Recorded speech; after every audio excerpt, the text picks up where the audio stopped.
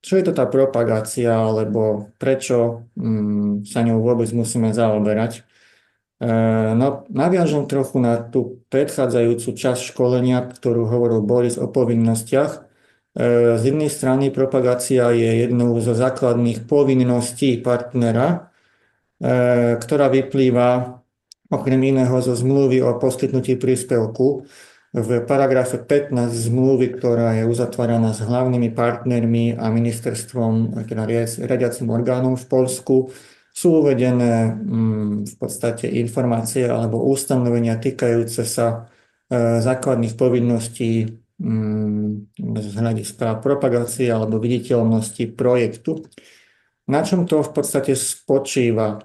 Chcel by som, že by sme tú propagáciu nevnímali ako v podstate povinnosť, hoci ňou je, ale ako nástroj, ktorý môžeme efektívne využiť na to, aby sme informovali verejnosť alebo čo najširšiu teda skupinu príjemcov o tom, že realizujeme projekt, ktorý je financovaný alebo spolufinancovaný Európskou úniou. Je to veľmi dôležité z hľadiska tiež toho, aby sa v našej spoločnosti naďalej nejakým spôsobom rozširovalo povedomie o prínosoch členstva v Európskej únii a teda o tom, že prostriedky, ktoré z nej dostávame, majú reálny vplyv na v podstate rozvoj nášho pohraničia, keď už to preniesiem priamo na naše reália. Propagácia v podstate spočíva na tom, že je treba informovať, keď to tak vezmem jednoducho, o tom, čo v projekte robíme. A to by sme mohli v podstate rozbiť na také dva základné prvky, a to je informovanie o aktivitách projektu, teda napríklad o tom, čo postavíme, zmodernizujeme, čo možno kúpime, alebo aké podujatia organizujeme. To sú také, povedzme, merateľné prvky, o ktorých môžeme informovať, ale okrem týchto takých merateľných prvkov musíme informovať tiež o efektoch, ktoré máme plán prostredníctvom týchto prvkov dosiahnuť. Čiže tie prvky môžeme tiež vnímať ako nejaké nástroje, prostredníctvom ktorých dosahujeme nejaký vyšší cieľ nášho projektu. No a na tom v podstate spočíva propagácia a informovanie o projekte. Pokiaľ ide o dokumenty základné, ktoré nejakým spôsobom obsahujú informácie o spôsobe propagovania projektov, zviditeľňovaní projektov. V našom programe máme 4 v podstate hlavné také piliere, pokiaľ ide o dokumenty. Predovšetkým, ako som už spomínal, je to zmluva o poskytnutí príspevku. V paragrafe 15, ako som hovoril, tam sú informácie o povinnostiach a právach týkajúcich sa informácie a propagácie. Druhým dôležitým dokumentom to je príručka programu Interreg Poľsko-Slovensko. Väčšina z vás v podstate už nejaký mesiac alebo pár týždňov pri najmenšom realizuje projekt, takže pevne verím, že ste sa už oboznámili s príručkou programu. Je to v podstate v úvodzovkách Biblia nášho programu, kde nájdete informácie o všetkých možných témach, ktoré vás z hľadiska realizácie projektu môžu zaujímať. A taktiež o informácii o viditeľnosti projektu, to je kapitola 4.3, ak by niekto ešte nevedel, takže tam je možné nájsť dôležité informácie.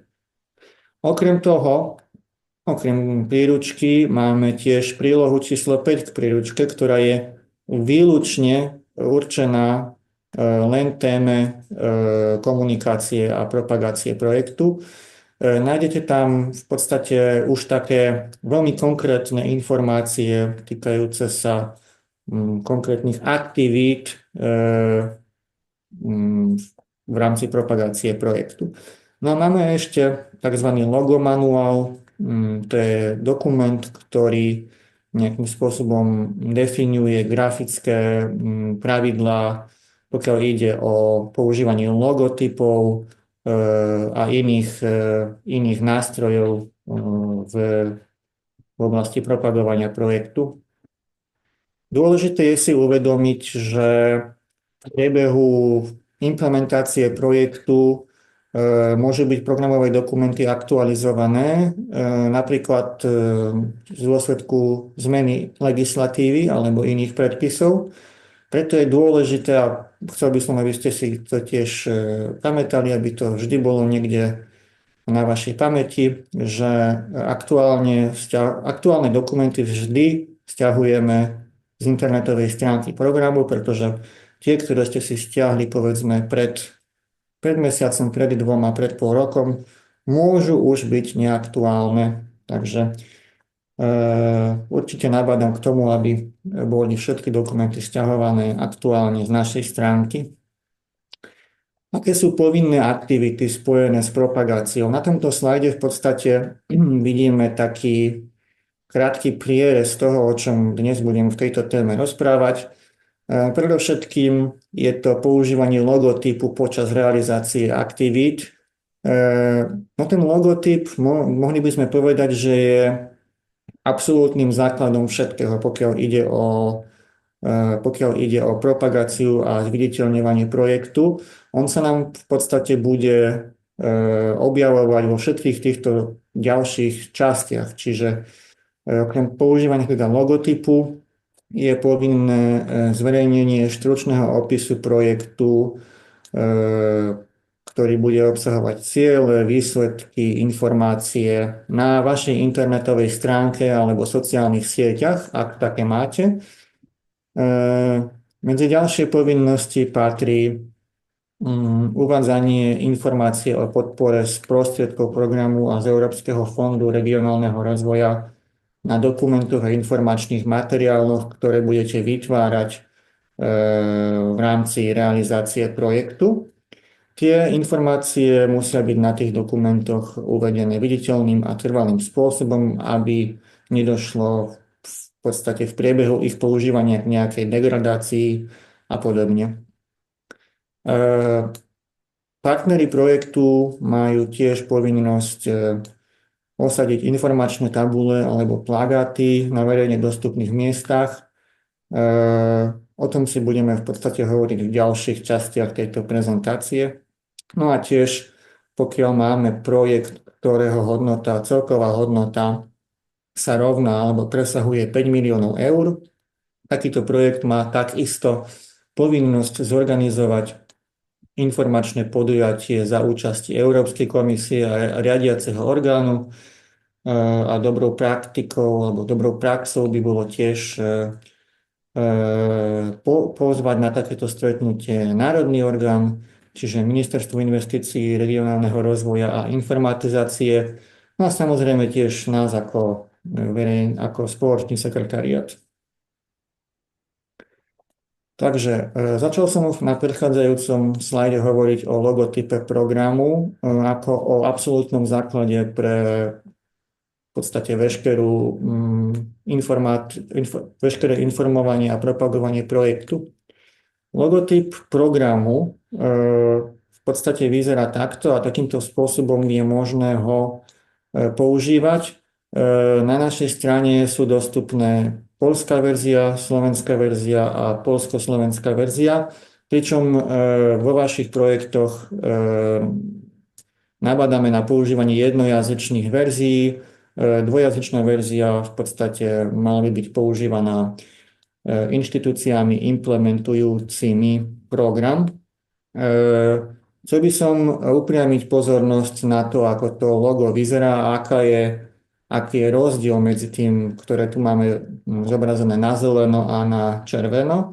Všimnime si, že v tejto časti na zeleno najväčšie písmo má slovo Interreg v podstate. V strede sa nachádza vlajka Európskej únie a na druhej strane máme informáciu o tom, že program je spolufinancovaný Európskou úniou a zároveň niečo nižšie máme v podstate nápis Poľsko-Slovensko. A takáto forma loga je správna. V určitom momente v implementácii programu bola používaná aj táto forma loga, avšak dostali sme potom usmernenie z Európskej komisie, že táto forma je nesprávna.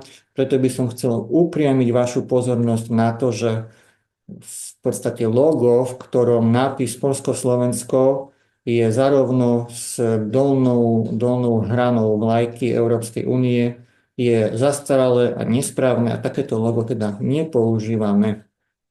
Ako som spomínal, tieto logá sú všetky dostupné na našej internetovej stránke a vždy prosím, aby ste si ich sťahovali aktuálne z nej a nepoužívali tie, ktoré boli stiahnuté dávno predtým.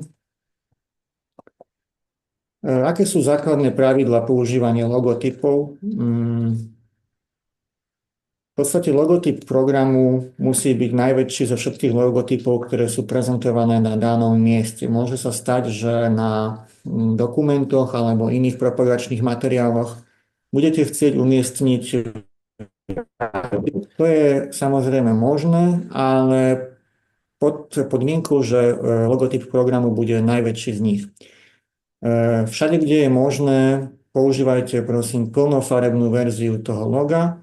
Je potrebné tiež zachovať farebnosť a formátovanie, ktoré je opísané v logomanuáli, ktorý som spomínal na začiatku, keď som hovoril o dokumentoch. Je možné logo tiež škálovať, avšak je dôležité zachovať pritom proporcie.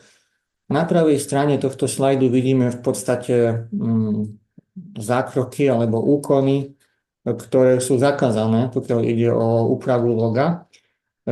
Ide tu najmä o zmenšenie vzdialenosti medzi prvkami daného loga. Tu je vynechanie nejakých prvkov, vidíme, že je tu vynechaný prvok názov Poľsko-Slovensko.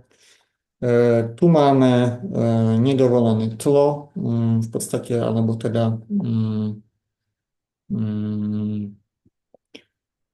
tá farebnosť loga je iná, nesprávna. Tiež nie je dovolené meniť farbu alebo farebnosť prvkov loga. Tu vidíme obrátenie v podstate toho loga akoby zrkadlovo, to tiež nie je dovolené a zároveň tiež obracanie celého loga nejakým spôsobom okolo svojej osy. Teraz hovorili sme si o logotype programu a teraz si povieme pár slov o logotype projektu, aby sme to dobre rozdelili. Počas v podstate realizácie projektu môžete vytvoriť svoj vlastný logotyp projektu a je možné to urobiť tak, že k logotypu programu doplníte názov svojho projektu. Táto v podstate prax je vhodná najmä pre projekty, ktoré majú krátke názvy. Vidíme, že na týchto príkladoch že ten názov projektu skutočne nezaberá príliš veľa miesta a skutočne pri krátkych názvoch projektov je to veľmi tiež užitočná prax alebo užitočný nástroj, ktorý môže byť používaný na zviditeľnenie nášho projektu. Pokiaľ ide o farebnosť názvu toho projektu, vidíme, že tu máme takú jasnú zelenú farbu. Nie je to náhodné. Na ďalšom slajde predstavím, prečo práve takáto zelená farba bola v tomto prípade zvolená a aké iné farby je možné ešte používať.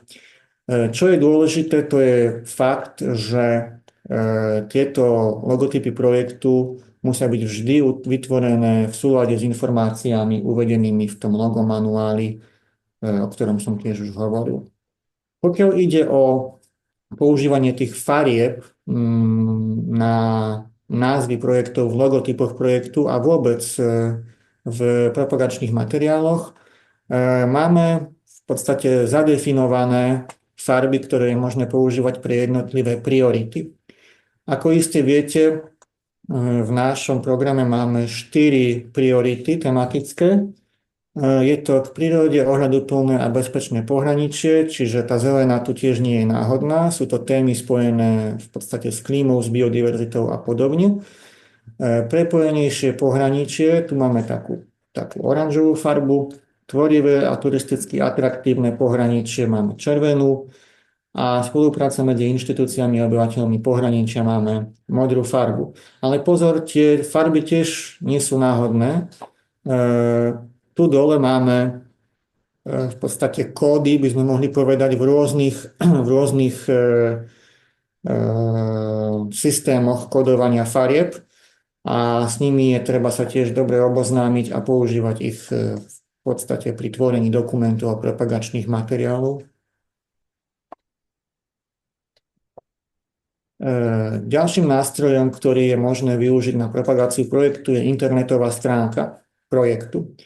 Na začiatok by som chcel hneď poznamenať, že nie je povinnosť vytvoriť internetovú stránku projektu, ale je to možné.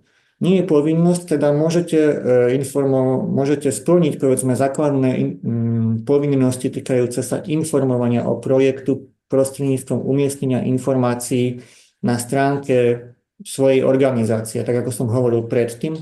Ale ak by ste sa už rozhodli, že chcete vytvoriť internetovú stránku konkrétneho vášho projektu, existuje niekoľko tiež pravidiel, ktoré je treba splniť. Alebo sú to najmä také pravidlá, ako že takáto stránka musí byť označená logotypom programu. Ako som hovoril, ten logotyp sa nám bude objavovať v podstate v každej časti dnešnej prezentácie a taktiež v každej časti už realizácie projektu, pokiaľ ide o viditeľnosť. Logotyp programu musí byť umiestnený na tej stránke na viditeľnom mieste. Najlepšie by bolo, ak by časť tej stránky mala by bola statická v podstate, ak by sa zmenili jednotlivé podstránky alebo záložky, aby to logo programu bolo neustále viditeľné. Internetová stránka projektu musí byť už vo 2 jazykoch, teda v jazyku partnera, ktorý ju tvorí, ale aj v jazyku partnera zahraničného. No a samozrejme, ak už teda chceme tvoriť stránku, tak musíme si tiež uvedomiť to, že bude treba ju nejakým spôsobom udržiavať nažive v úvodzovkách. Musí byť teda tá strana neustále aktualizovaná. V minulosti sa nám stalo, že stránky po istom čase nejakým spôsobom prestali žiť, keď to tak nazvem. Boli tam informácie napríklad pozývajúce na podujatia, ktoré boli realizované povedzme pred 2 rokmi a tak ďalej. Takže, tak ako hovorím, musí byť tá stránka priebežne aktualizovaná. Tak, hovoril som už o tej povinnosti zverejniť na internetovej stránke informácií o projekte, stručný opis a tak ďalej. To je dôležité, v podstate to je to také minimum, ktoré sú partneri projektu povinní vykonať a chcem zdôrazniť, že to povinné minimum bude verifikované počas v podstate predkladania prvej žiadosti o platbu. Bude to overovať či už kontrolór, alebo aj potom my ako spoločný sekretariát pri súhrnnej žiadosti o platbu. Chcel by som upozorniť na to, že by ste skutočne dbali o umiestnenie také informácie o projekte na vašich internetových stranách, pretože stalo sa nám už aj v tejto perspektíve, že sme žiadosť o platbu museli vrátiť na opravu a v podstate požiadať partnera o to, aby takúto informáciu na stránku zavesil, umiestnil. Teraz pár slov o publikáciách a tlačených materiáloch. Znovu, ako som hovoril, logo, to je základ. Publikácie a tlačené materiály musia obsahovať informáciu, ktorú máme tu v podstate uvedenú. Výhradnú zodpovednosť za obsah tejto publikácie nesú jej autory a nedá sa stotožniť s oficiálnym stanoviskom Európskej únie. V podstate každá publikácia a tlačený materiál musí mať takúto adnotáciu umiestnenú a zároveň musí byť tiež umiestnená informácia na nich, že ide o bezplatný výtlačok. Je zakázané publikácie a tlačené materiály vytvorené v rámci projektu predávať za nejaký poplatok alebo rozdávať za poplatok, možno tak bude lepšie. No a dobrou praxou je tiež to, aby takéto publikácie a tlačené materiály boli písané zrozumiteľným jazykom. Čo to znamená? Tak ako som hovoril na začiatku, chceme, aby sa o našom projekte dozvedelo najširšie, čo najviac ľudí, hej? A preto musíme zadbať o to, aby jazyk, aký používame pri písaní týchto publikácií, tlačených materiálov, bol ľahko zrozumiteľný. Čiže už konkrétne hovoriac, používame jednoduché každodenné slova, nepoužívame žiadne termíny alebo nejaké technokratické slova alebo slova povedzme z administratívneho štýlu a podobne. Čiže takýmto spôsobom zabezpečíme, aby v podstate každá osoba ľahko porozumela tej správe, ktorú chceme v podstate poslať ďalej. Chcel by som tiež v podstate upriamiť pozornosť na to, že ak vydávate nejakú publikáciu alebo tvoríte tlačený materiál, je potrebné informovať nás ako spoločný sekretariát o tom, že sa tak deje. A radi by sme tiež dostali jeden výtlačok alebo publikáciu v tlačenej, alebo ak nevzniká v tlačenej forme, tak aj v online forme. Týmto spôsobom nielen teda splníte si povinnosť, ktorá vyplýva z dokumentov, ale zároveň získate tiež propagačný kanál, prostredníctvom ktorého budete môcť v podstate dosiahnuť viacej adresátov. Ďalšia časť propagačných materiálov, tu najdôležitejšie je, že propagačné materiály, ktoré budete tvoriť, musia podporovať propagáciu programu a projektu. Znovu, ako som hovoril, musia byť označené logotypom projektu alebo programu, alebo logotypom projektu kombinovaným s logotypom programu. No a sú prípustné len ako ceny v súťažiach alebo podpora realizácie inej informačno-propagačnej aktivity. Pokiaľ ide o tie propagačné materiály, aby sme sa tiež dobre zrozumeli, ide o také materiály, ktoré budete tvoriť, povedzme nejaké, neviem, vymyslím si príklad, nejaké hrnčeky, pera, neviem, dážniky a podobne, ktoré budete chcieť v rámci programu zrobiť, one musia spĺňať tieto podmienky. Čo je dôležité, to je to, že nie je možné takéto predmety alebo materiály rozdávať len tak, jednoducho neuvážene. Vyplýva to z článku 38 nariadenia Interreg, ktoré hovorí, že rozdávanie v podstate neuvážené takýchto materiálov bude neoprávneným výdavkom v našom programe. Takže vždy je treba si to dobre naplánovať a ak už chceme robiť takéto propagačné materiály, je nevyhnutné preukázať, že sú nejakým spôsobom alebo podporou realizácie inej informačno-propagačnej aktivity, čiže napríklad nejakej konferencie alebo nejakého workshopu a tak ďalej, alebo vykázať, že sú realizované alebo tvorené na účely toho, aby boli dávané ako ceny v nejakých súťažiach. Teraz si povieme pár slov o informačnej tabuli alebo o plagátoch, kedy je potrebné vytvoriť alebo osadiť informačnú tabuľu a kedy plagát. V podstate rozdiel spočíva v tom, či partner realizuje nejaké investičné aktivity, čiže niečo stavia, tak poviem veľmi jednoducho. Ak teda odpoveď na túto otázku znie áno, tak takýto partner je povinný osadiť tabuľu na mieste realizácie investície alebo vo svojom sídle, informačnú tabuľu.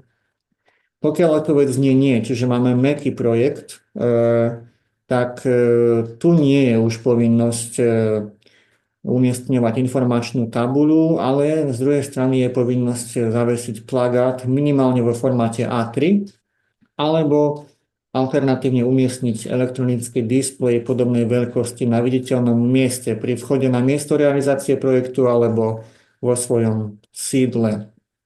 Chcel by som tiež informovať, že pri poslednej aktualizácii príručky sme dostali usmernenia od riadiaceho orgánu týkajúce sa práve týchto tabuľ.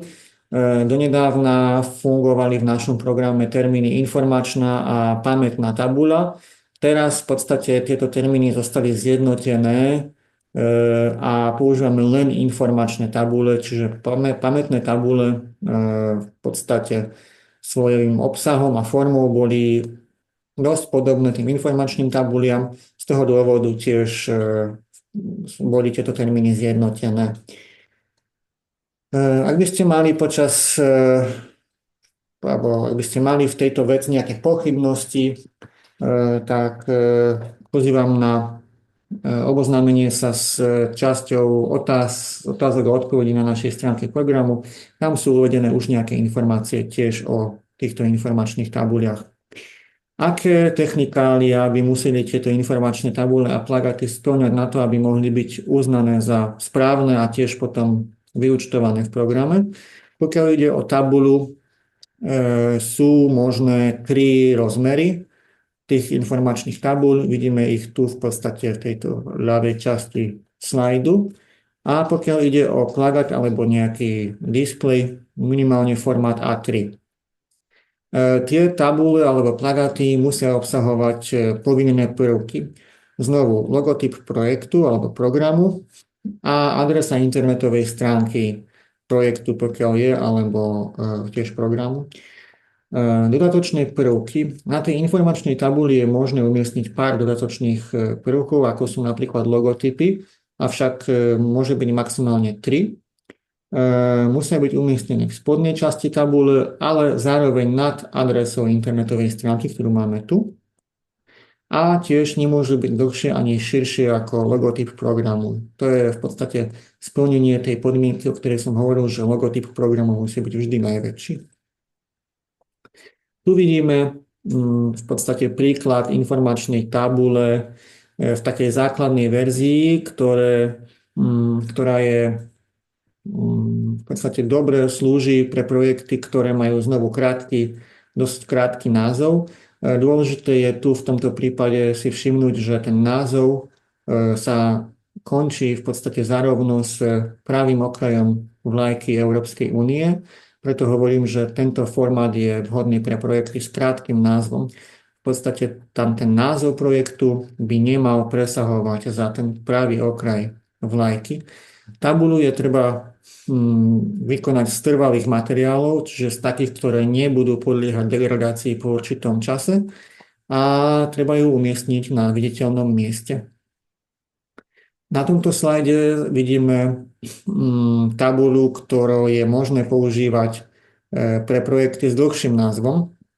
Vidíme, že tá tabuľa je trošku iná. Nemáme tu už tú rozdieľovaciu čiaru, ktorú sme videli tu medzi v podstate logotypom programu a názvom projektu. Je tu taká modrá čiara. A v tomto druhom logotype, alebo v tejto druhej tabuli tá čiara už nie je. A tento druhý typ tabule, ako som hovoril, je vhodný pre projekty s dlhým názvom, kde je možné ten názov takýmto spôsobom umiestniť v stredovej časti tej tabule.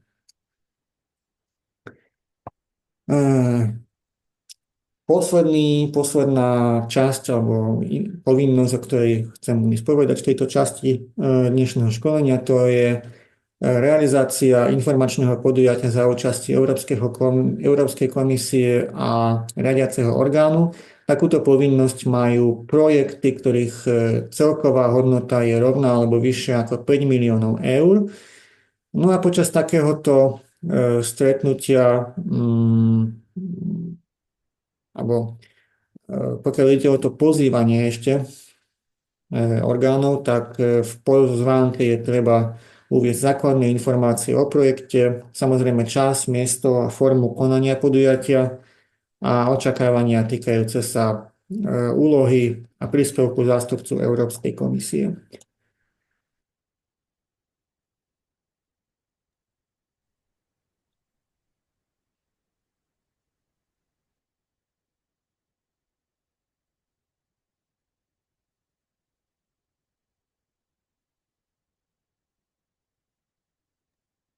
Pardon, krátka prestávka a pokračujeme ďalej. Chcel by som upriamiť vašu pozornosť na to, že všetky tieto prvky propagácie a zviditeľňovania projektu je nevyhnutné realizovať správnym spôsobom. No, poprvé realizovať a po druhé správnym spôsobom, pretože v tejto perspektíve finančnej sú predpokladané nejaké finančné, povedzme, postihy za nesprávne nesplnenie si tých informačných povinností alebo za ich nesprávne vykonanie. Ten finančný postih môže byť projektu udelený v maximálnej výške 2% príspevku. No a tu napríklad v tejto tabuľke vidíme pár príkladov v podstate nesplnenia si jednotlivých povinností a s čím to môže byť spojené. Čiže môže to byť od 0,1 do 0,4 za jednotlivé narušenia. Celková výška takého finančného zníženia však nesmie prekročiť 2% príspevku. Takže myslím, že je nesmierne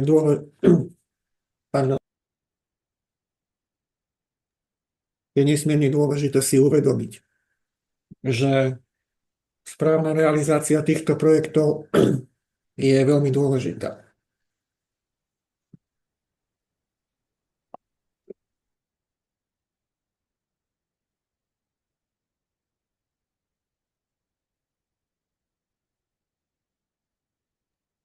Tedy by sme vás tiež požiadať o spoluprácu s nami ako so spoločným sekretariátom a regionálnymi kontaktnými bodmi. Dôležité sú pre nás informácie týkajúce sa plánovaných propagačných aktivít, o pokračovaní realizácie projektov z